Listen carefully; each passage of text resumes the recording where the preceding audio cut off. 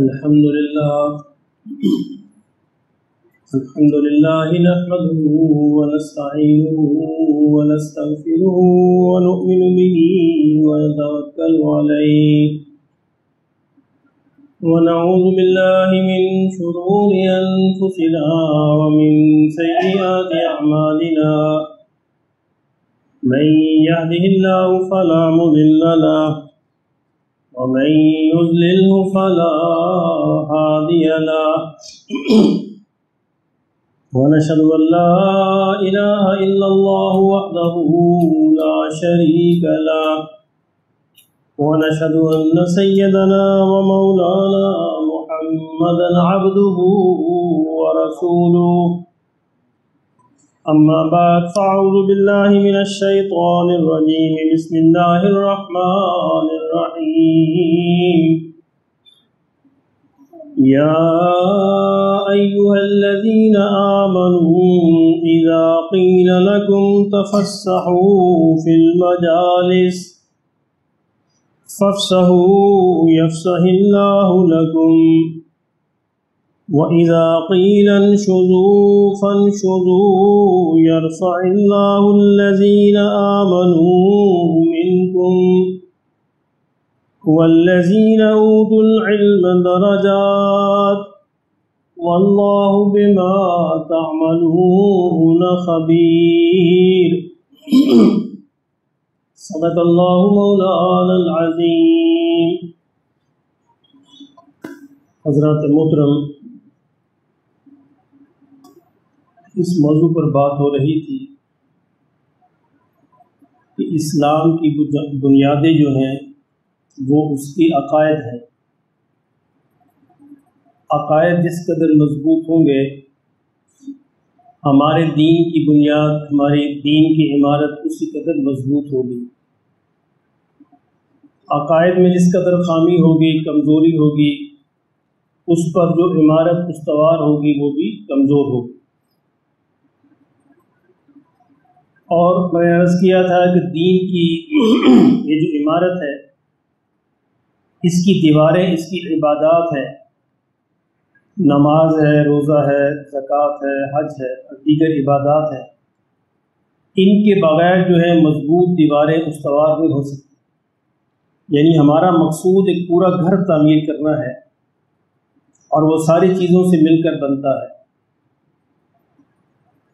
اس طرح اس کی چھت جو ہے وہ معاملات ہیں، انسانوں کے ساتھ ہم جو معاملات کرتے ہیں، انسانوں کے ساتھ جو سلوک کرتے ہیں، انسانوں کے ساتھ جو ہمارے تعلقات کی نوعیت ہوتی ہے، وہ یہ طے کرتی ہے کہ اس عمارت کی چھت کیسی ہوگی، مضبوط ہوگی یا نہیں ہوگی۔ بنیادیں اور دیواریں بنا کر اگر انسان گھر میں بیٹھ جائے تو ظاہر نہ سردی سے بچا ہوگا نہ گرمی سے بچا ہوگا، کیونکہ چھت اس پر موجود نہیں۔ اس لیے یہ بھی ضروری ہے کہ انسانوں کے ساتھ ہمارے تعلقات، ہمارے معاملات جو ہیں وہ صحیح بنیادوں پر استوار ہیں۔ اور اس کے بعد عرض کیا تھا کہ ایک بڑی اہم چیز جو ہے اس کی خوبصورتی ہے، اس عمارت کی خوبصورتی ہے۔ یہ عمارت اچھی نظر آنی چاہیے، خوبصورت لگے۔ اس خوبصورتی کے لیے جو اہم چیز ہے وہ ہے آداب۔ آداب پہ بات ہو رہی تھی کہ دین نے کچھ آداب بھی دیے ہیں، کچھ مینرز دیے ہیں۔ جتنا ہم ان مینرز کو استعمال کریں گے اتنی ہی یہ عمارت اچھی لگے گی، خوبصورت لگے گی اور انسان اس کو دیکھ کر خوش ہوں گے، اور ظاہر ہے اسی اعتبار سے جنت میں بھی ہمارے درجات بلند ہوں۔ ان آداب میں سلام کے بارے میں عرض کیا جا چکا تھا کہ سلام کی اہمیت کیا ہے اور سلام کے آداب کیا ہیں، سلام کیوں کرنا چاہیے، کس طرح کرنا چاہیے، کب کرنا چاہیے اور کب نہیں کرنا چاہیے، یہ ساری باتیں عرض ہو چکی۔ آج ایک اور بڑی اہم بات آداب کے ضمن میں یہ مجالس کی آداب ہے۔ مجلس جہاں پہ لوگ اکٹھے ہوتے ہیں، جب بھی کچھ انسان باہم اکٹھے ہوں ظاہر کچھ آداب اگر ملحوظ رہیں گے تو وہ جگہ بھی اور وہ مجلس بھی خوبصورت بنے۔ آپ ذرا تھوڑی چھوٹی سی بات نوٹ فرمائیے، یہ بھی ایک مجلس ہے لوگ تشریف لاتے ہیں اور راستے میں جوتی اتار دیتے ہیں، حالانکہ ریکس موجود ہیں، یعنی راستے میں جوتی اتار دی چلے کوئی حرج نہیں، لیکن خوبصورتی کے خلاف پیچھے جو آنے والا اس کو بھی تکلیف ہوتی ہے، اس کو اوپر سے گزرنا پڑتا ہے۔ یعنی اگر وہ آداب کا خیال کرتے ہوئے اس جوتے کو اٹھا کر ریکس کے اندر رکھ دے تو پیچھے آنے والوں کے لیے کتنی آسانی ہو جائے۔ اب یہ فرمایا نا کہ دین کا اعمال نیتوں پر ہے، اعمال کا دار و مدار نیتوں پر ہے۔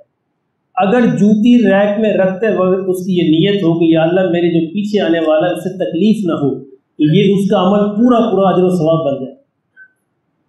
یعنی معمولی سی ہماری نیت کے تبدیل ہونے سے عمل میں زمین و آسمان کا فرق پڑ جاتا ہے۔ آقا دو عالم صلی اللہ علیہ وسلم نے صحابی سے پوچھا کہ اے میرے دوست، تو نے اپنے گھر کے اندر یہ کھڑکی کیوں رکھی؟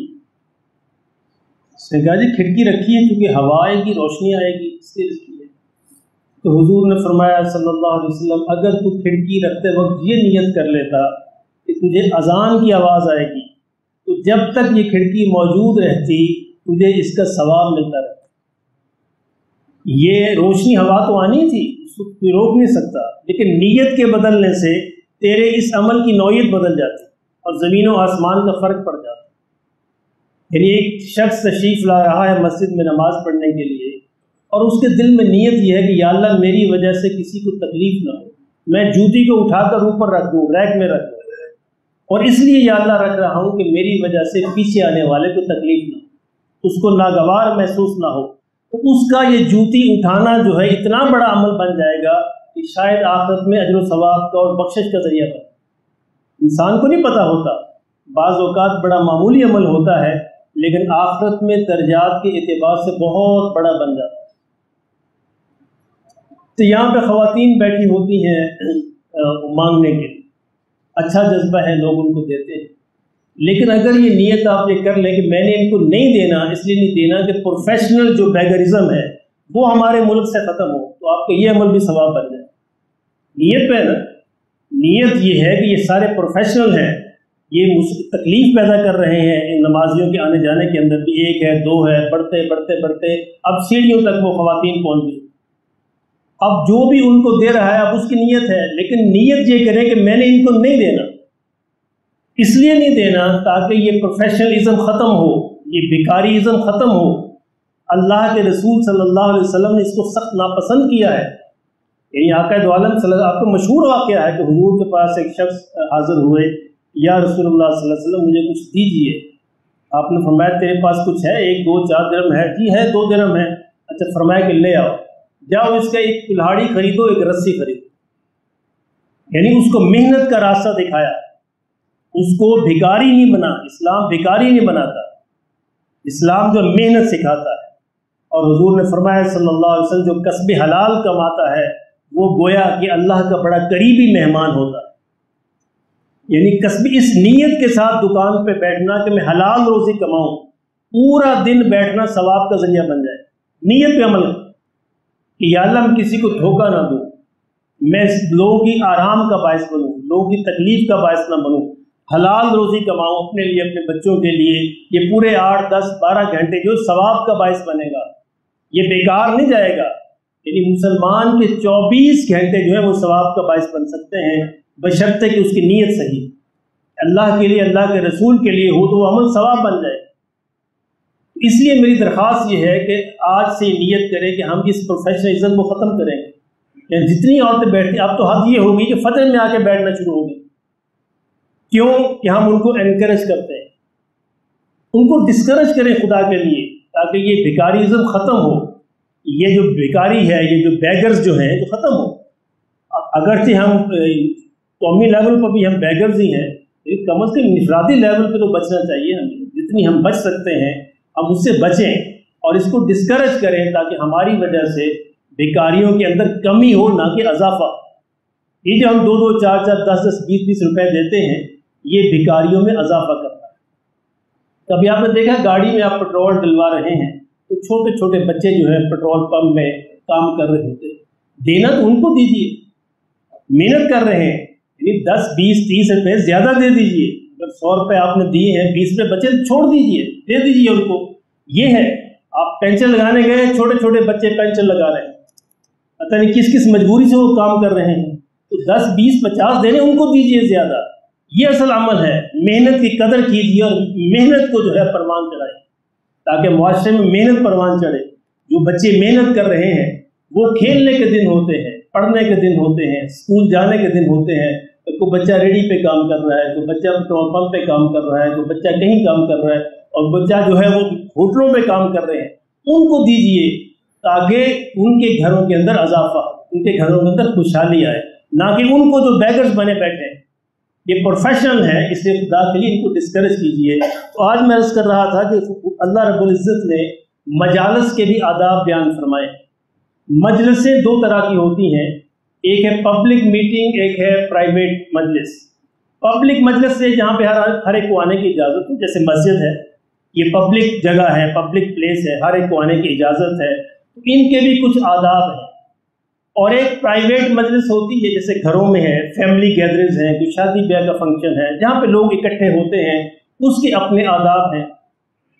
اب مجلس کے آداب جو ہیں اللہ رب العزت نے, پہلے یہ آیت سن لیجیے اس کا ترجمہ, کہ یا ایھا الذین آمنو, اے ایمان والو, اذا قیل لکم, جب آپ سے یہ کہا جائے, تفسحوا فی المجالس, مجلسوں میں ذرا کھل کے بیٹھو, فافسحوا, کھل جایا کرو, کھل کے بیٹھا کرو, یفسح اللہ لکم, اللہ بھی تمہارے لیے کشادگی پیدا کر دے گا, اللہ بھی تمہارے لیے جنت میں راستے کھول دے گا. وَإِذَا قِيلَ انشُزُوا, اور جب آپ سے یہ کہا جائے کہ اٹھ جاؤ, اب اس مجلس کو ختم کر دو, فَانشُزُوا, تو ختم کر دیا کرو, اٹھ جایا کرو.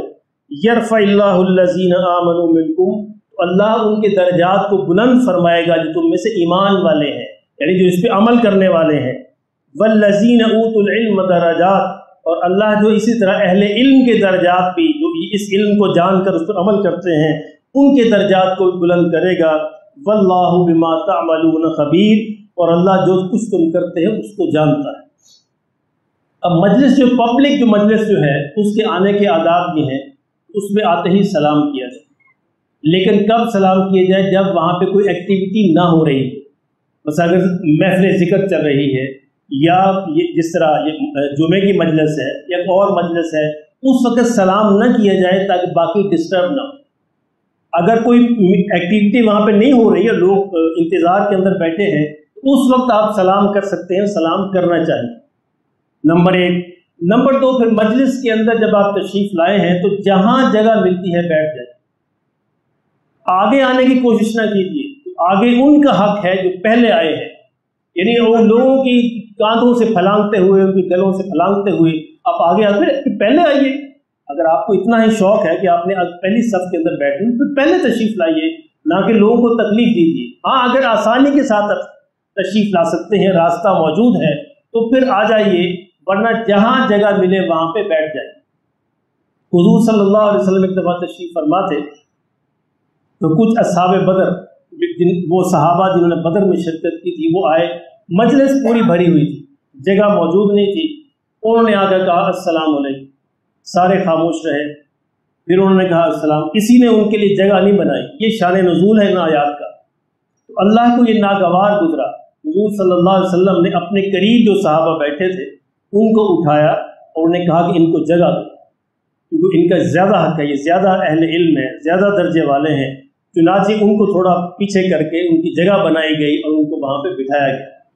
تو یہ ہے کہ پہلے جب آپ تشریف لاتے ہیں تو جہاں جگہ ملے وہاں پر بیٹھ جائیے, اور اگر آگے جگہ موجود ہے اور آسانی کے ساتھ آپ تشریف لا سکتے ہیں تو پھر آپ تشریف لے آئیے, وہاں پہ بیٹھ جائیے. اس کے بعد مجلس میں وقار کے ساتھ بیٹھیے. مجلس میں ایسی حرکات نہ کیجیے جس سے دوسروں کو تکلیف ہو. مثلا آپ ناک کے اندر انگلی چلائے جا رہے ہیں, یہ ہوتا ہے, اس سے دوسروں کو کراہت آتی ہے. اس لیے وقار کے ساتھ تشریف رکھیے اور صفائی کا خیال کیجیے کہ میری وجہ سے میرے ساتھ والے کو تکلیف نہ ہو. اور مجلس کا اگلا ادب یہ ہے کہ جو پیچھے سے آ رہا ہے وہ 2 لوگوں کے درمیان میں نہ بیٹھے, یعنی گھس کے نہ بیٹھے ان کے درمیان. یعنی تو ہو سکتا ہے 2 ساتھی اب بیٹھے ہوں, دوست ہوں, اور انہوں نے یہ کہا کہ ہم نے ساتھ بیٹھنا ہے, ان کے درمیان زبردستی بیٹھنے کی کوشش نہ کرے. اگر جگہ موجود ہے ٹھیک, پھر تو ٹھیک ہے.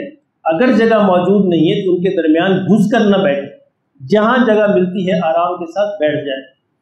اور ٹانگیں پھیلا کر نہ بیٹھے تاکہ دوسروں کو تکلیف نہ ہو۔ ٹانگیں پھیلا کر بیٹھے گا تو دوسروں کو اس سے تکلیف ہوگی۔ اور جب یہ کہا جائے کہ مجلس برخاست ہو گئی ہے تو پھر مجلس کو برخاست کر دیا جائے، نہ کہ پھر لمبے عرصے تک بیٹھا جائے، اس سے بھی دوسروں کو تکلیف ہوتی ہے۔ اچھا، مجلس یہ تو ہوگی پبلک مجلس، جو پبلک مجلس ہے۔ ایک پرائیویٹ مجلس ہوتی ہے، یعنی گھروں کی مجلس ہے، کوئی فیملی گیدرنگ ہے، اس میں کوئی اہم مسئلہ ڈسکس ہوا ہے، کوئی بات زیر بحث آئی ہے۔ اب اس مجلس کا اصول یہ ہے کہ اس میں جو بات زیر بحث آئی ہے اس کو ڈسکلوز نہ کیا جائے، اس کو راز رکھا جائے۔ اگر آپ سے مشورہ کیا گیا ہے، آپ کو کوئی بات بتائی گئی ہے اور کوئی فیملی میٹر کو ڈسکس کیے گئے ہیں، تو اس کا بہتر طریقہ یہ ہے اس کو اپنے تک رکھیے، دوسروں تک نہ پہنچائیے۔ یعنی اگر راز کی بات ہے تو راز ہی رہے، یہ آپ کے ذمہ اب امانت ہو گئی، اب آپ دوسروں کو نہیں بتا سکتے۔ تو یہ مجالس کے آداب ہیں۔ اسی طرح اگر آپ راستوں کے اندر، یعنی 2-4 لوگ کسی گلی میں، کسی تھڑے میں، کہیں جگہ کسی دکان پر بیٹھے ہیں، تو وہاں بھی یہ حق یہ ہے کہ اب راستہ چھوڑ کے بیٹھیں، اس طرح بیٹھیے کہ راستہ گزرنے والوں کو تکلیف نہ ہو۔ اور اگر آپ گاڑی پہ ہیں، موٹر سائیکل پہ ہیں، تو اس طرح پار کیجئے کہ راستہ چلنے والوں کو تکلیف نہ ہو۔ اب شام کو اس بازار کا حال دیکھ لیجیے، یہ ہمارا حال ہے اور مسلمان کہلاتے ہیں۔ یعنی موٹر سائیکل کھڑا کرنا اس طرح کھڑا کرنا ہے کہ گاڑی گزر نہ سکے، اور کئی تو یعنی انٹینشنلی کھڑا کرتے ہیں، جان بوجھ سے کھڑا کرتے ہیں۔ اور اگر ان کو یہ کہا جائے کہ پیچھے ہٹا لیں تو گھومتے ہیں آگے سے، اس پہ بھی تکلیف ہوتی ہے۔ ہمیں یہ کہا گیا لوگوں نے گزرنا، یہ گزرگاہ ہے، یہ سب کا حق ہے، کسی ایک بندے کا حق نہیں ہے۔ جو گزرگاہ ہوتی ہے گزرگاہ ہوتی ہے، وہاں پہ مجبوراً اگر آپ کھڑے ہیں کسی کام کے لیے تو اتنی دیر کھڑے ہوئیے جتنی دیر آپ کا کام نہیں ہوتا، اور جب کام ہو گیا تو اس طرح کھڑے ہوئیے تاکہ دوسروں کو تکلیف نہ ہو۔ میرے محترم دوستو، اسلام کا سب سے بڑا اصول یہ ہے، ہمیشہ اس کو یاد رکھیے کہ میری وجہ سے دوسرے کو تکلیف نہ ہو۔ چھوٹا سی بات کہ میرے کسی عمل سے، میرے کھڑے ہونے سے، میرے بیٹھنے سے، میرے بولنے سے، میرے چلنے پھرنے سے کسی دوسرے کو تکلیف نہ ہو۔ اگر آپ اتنی سی بات ذہن کے اندر رکھیں گے، انشاءاللہ پورا معاشرہ باامن بن جائے۔ ہم یہ کہتے ہیں مجھے تکلیف نہ ہو، باقی کو ہوتی تو ہوتی رہے، یہ ایسے ہوتا ہے۔ یعنی کتنی دفعہ ایسا ہوتا ہے کہ آپ جا رہے ہیں پیچھے اور آگے کوئی صاحب جا رہے ہیں اور آپ ان کے پیچھے جا رہے ہیں، اس نے نہ آؤ دیکھا رہتا ہو تھوک یہاں پہ تھوک، اور بعض وقت آپ کے کپڑوں پر پڑتا ہے، اس کو پتہ ہی نہیں، اس کو اپنا پتہ ہے، اس کو نہیں پتا کہ میں ایک پبلک جگہ پہ جا رہا ہوں، میں اس دنیا میں اکیلا نہیں ہوں، دوسروں کے بھی اصول ہیں۔ ایک تو یہ ہماری ایک عجیب عادت ہے، راستوں کے اندر تھوکنا، راستوں کے اندر کھڑے ہونا، راستوں کے اندر ناک صاف کرنا، حتیٰ کہ نوبت یہاں پر آ گئی، پنجاب کے اکثر علاقے تو محفوظ ہیں، آپ چلے جائیے کراچی بھی اسی مرض میں گرفتار ہے، KPK میں چلے جائیے، لوگ اپنی شلواریں کھول کے اس کے اندر ہاتھ ڈالے کھڑے ہو، کیا ہو رہا ہے؟ استنجا ہو رہا ہے، یہ ڈھیلا استعمال ہو رہا ہے۔ سبحان اللہ، یعنی جس دین نے شرم و حیا کا تصور دیا ہے، اسی دین کے نام پہ بے شرمی ہو رہی ہے، اسی دین کے نام پہ بے حیائی ہو رہی ہے۔ کیا جی ہم سنت عمل کر رہے ہیں، اللہ اکبر، یہ گستاخی ہے رسول اللہ صلی اللہ علیہ وسلم کی سنت کی۔ رسول نے ایسے نہیں فرمایا کہ آپ دیواروں کے ساتھ کھڑے ہو کر اور آپ جناب بازاروں میں کھڑے ہو کر اس طرح استنجا کیجئے کہ لوگوں کو شرم آئے۔ عورتیں بھی گزر رہی ہیں، مرد بھی گزر رہے ہیں، اور یہ صاحب اتنی بڑی داڑھی کے ساتھ سلوار کے اندر ہاتھ ڈالے کھڑے ہیں کہ میں جی استنجا فرما رہا ہوں۔ کہ اللہ کے رسول نے ایسے کہا، اللہ کے رسول کی سنت کی ایسی گستاخی، اللہ ہمارے حال پر ہے فرمائے۔ ہم اپنے مفاد کے لیے استعمال کرتے ہیں ہر بات کو، اپنے مفاد کے لیے، بس میں بچ جاؤں اور مجھے تکلیف نہ ہو، دوسروں کو تکلیف ہوتی تو ہوتی رہے۔ اللہ ہمارے حال پر ہے فرما دے۔ مجالس کی بات ہو رہی تھی تو اللہ رب العزت نے سورہ نساء کے اندر بھی اس کے بارے میں ارشاد فرمایا، وہ بھی سن لیجئے۔ فرمایا کہ وَقَدْ نَزَّلَ عَلَيْكُمْ فِي الْكِتَابِ، کہ ہم نے اس کتاب میں آپ پر یہ بات نازل کی ہے، ان اذا سمعتم آیات اللہ یکفر بها، کہ اگر آپ یہ سنیں کہ اللہ کی آیات کا مذاق اڑایا جا رہا ہے، انکار کیا جا رہا ہے، وَيُسْتَهْزَأُ بِهَا، اور ان کا مذاق اڑایا جا رہا ہے، فَلَا تَقْعُدُوا مَعَهُمْ، تو ایسے لوگوں کے ساتھ مت بیٹھیے، ایسی مجلس میں مت شرکت کیجیے، یعنی ایسی مجالس بھی آپ کو ملیں گی، ایسے لوگ بھی ملیں گے، ایسے دوست احباب بھی ملیں گے جو مذاق اڑائیں گے دین کا، اللہ کے رسول صلی اللہ علیہ وسلم کی سنتوں کا، اللہ کا۔ تو فرمایا کہ ایسی مجلسوں میں بیٹھنا ممنوع ہے۔ فلا تقعدوا معهم، امر ہے کہ ان کے ساتھ مت بیٹھیے، حتی یخوضوا فی حدیث غیری، ہاں اگر وہ کسی اور بات میں مصروف ہو جائیں کہ وہ اور بات کرنے لگ جائیں تو پھر آپ بیٹھے رہیے، کوئی بات نہیں۔ اگر آپ اس کے باوجود بھی بیٹھے رہے، انکم اذا مثلہم، تو تم بھی ان کی طرح کے ہو جاؤ گے۔ یہ کہتے ہیں نا man is known by the company he keeps, کیا ترجمہ ہے کہ انسان اپنی صحبت سے پہچانا جاتا ہے، یعنی جس طرح کی کمپنی اختیار کرتا ہے، جس طرح کی اس کی صحبت اختیار ہوتی ہے اس سے پہچانا جاتا ہے، اس کے اعمال بھی پھر اسی طرح ڈھلنے شروع ہو جاتے ہیں۔ تو اگر اس طرح کی مجالس کہیں ہو جہاں پہ اللہ کے دین کا، رسول اللہ صلی اللہ علیہ وسلم کا، سنتوں کا اللہ معاف فرمائے، کوئی مذاق اڑایا جا رہا ہو، چاہے ڈھکے چھپے لفظوں کے اندر، فرمایا کہ ان کے ساتھ مت بیٹھو، ورنہ کیا ہوگا کہ آہستہ آہستہ تم بھی ان کی طرح ہو جاؤ گے۔ ان اللہ جامع المنافقین والکافرین فی جہنم جمیعا، کہ جو بیٹھتے ہیں یہ منافق ہیں اصل میں، اور اللہ کافروں کو اور منافقوں کو جہنم میں سب کو اکٹھا کر دے۔ تو یہ مجالس کو معمولی بات نہیں ہوتی، جہاں بھی 2 4 10 20 آدمی اکٹھے ہوتے ہیں، چاہے وہ کسی فیملی گیدرنگ کے اندر ہو یا کسی پبلک گیدرنگ کے اندر ہو، تو وہاں پہ یہ حق ہوتا ہے کہ دوسروں کا خیال کیا جائے۔ ایک انسان جو ہے چھڑی گھماتا ہوا جا رہا ہے، چھڑی ظاہر ہے وہ چھڑی جب گھمائے گا تو یہ پورا امکان ہے کہ دوسرے کو لگ جائے۔ اب اسے چھڑی گھما رہا ہے تو دوسرے صاحب آئے، ان کی ناک پہ لگی چھڑی، انہوں نے کہا جی کہ تمہیں نظر نہیں آ رہا کہ چھڑی میری ناک پہ؟ اس نے کہا جی آزادی ہے، میں جیسے مرضی کروں، جیسے مرضی گھماؤں۔ اس نے کہا ہاں آزادی ہے تمہیں، لیکن وہاں تک جہاں تک میری ناک شروع نہیں ہوتی۔ جب میری ناک شروع ہوگی تمہاری آزادی ختم ہو گئی۔ تمہاری آزادی کا ایک دائرہ ہے، اپنے دائرے کے اندر رہو، جہاں میری ناک شروع ہوتی وہ میرا دائرہ ہے۔ اس طرح ہر انسان کا اپنا اپنا ایک دائرہ ہے، اور ہمیں دوسروں کے دائرے میں مداخلت نہیں کرنی چاہیے۔ اور آقا دو عالم صلی اللہ علیہ وسلم کی اس حدیث کو اگر ہم پلے باندھ لیں کہ تم دوسروں کے لیے کیوں پسند کرتے ہو جو اپنے لیے پسند نہیں کرتے؟ تم حقیقی مومن، فرمایا تم حقیقی مومن نہیں ہو سکتے جب تک دوسروں کے لیے بھی وہی پسند نہ کرو جو تم اپنے لیے پسند کرتے۔ تو کوئی شخص بھی اپنے لیے تکلیف پسند نہیں کرتا، تو ہم دوسروں کو بھی لیے پسند نہیں کرنی چاہیے۔ کوئی شخص یہ پسند نہیں کرتا کہ مجھے تکلیف پہنچے، ناگواری پہنچے، اور کوئی اس طرح کا معاملہ پہنچے، اس طرح دوسرے بھی نہیں چاہتے۔ تو اللہ ہمیں اس کی سمجھ نصیب فرما دے۔ تو میرے محترم دوستو، ایک دفعہ پھر یہ درخواست ہے کہ ایک تو براہ کرم اپنی جوتیاں جو ہے ریکس میں رکھا کریں، اور دوسری درخواست یہ ہے کہ جو پروفیشنل خواتین بیٹھتی ہیں ان کو خدا کے لیے ڈسکریج کیجیے۔ آپ ڈسکریج کریں گے، ان کو نہیں دیں گے تو پھر یہ یہاں سے اٹھنا ہوں گی، اور پھر یہ کسی محنت پر کسی کام پر لگیں گی، ورنہ یہ اسی طرح مانگتی رہیں گی، اور ان کے مانگنے میں آپ کے دینے کا بھی حصہ ہوگا۔ اللہ ہمارے حال پر ہے فرمائے، سنت ادا فرمائے۔